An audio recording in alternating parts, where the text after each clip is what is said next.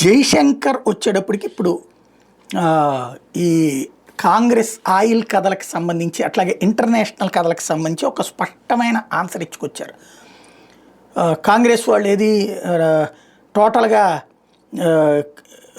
ఏది diesel petrol విషయాల్లో దెబ్బ ఫెయిల్ అయిపోతుంది ప్రభుత్వం అన్నటువంటి వేళ అంటే వీళ్ళు ఏం రైట్ చేస్తున్నారంటే రేట్లు తక్కువకి తీసుకుని ప్రజలకు ఎందుకు తక్కువకి ఇవ్వట్లేదు అన్నటువంటి పాయింట్ రైట్ చేస్తున్నారు. దానికి సమాధానంగా కాంగ్రెస్ టైంలో 1,41,000 కోట్ల రూపాయలు పెట్రోలియం వీటి మీదన గ్యాస్ మీదన అప్పులు తీసుకున్నారు.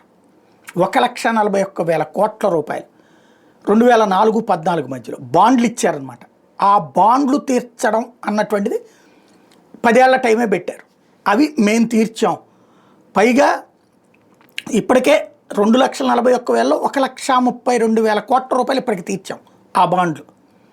వాటి భారం, వాటి మీద వడ్డీ, ఆ భారం ఇప్పుడున్న మోడీ సర్కార్ భరిస్తోంది. అదే సందర్భంలో ఉక్రెయిన్ రష్యా వార్ తర్వాతన ప్రపంచంలోని ఇతర దేశాల్లో యూకే, జర్మనీ లాంటి చోట్ల 160 నుంచి 200 రూపాయల లీటర్ ఉంది. అట్లాగే మనం ఇక్కడ 90 రూపాయలకి, వెంటనే మనం ఇక్కడ 100 ఉంది, 102 రూపాయలు ఉందండి. ఇది రాష్ట్రాలు వేస్తాం డబ్బులు, కేంద్రం ఇస్తుంది 90 రూపాయలకే లీటరు. ఇది గుర్తుపెట్టుకోవాలి. 90 రూపాయలకే భారతదేశంలో అమ్ముతున్నాము. అదే సందర్భంలో ఈవెన్ అమెరికాలో కూడా 100 రూపాయలకి లీటర్ అమ్ముతున్నటువంటి పరిస్థితి.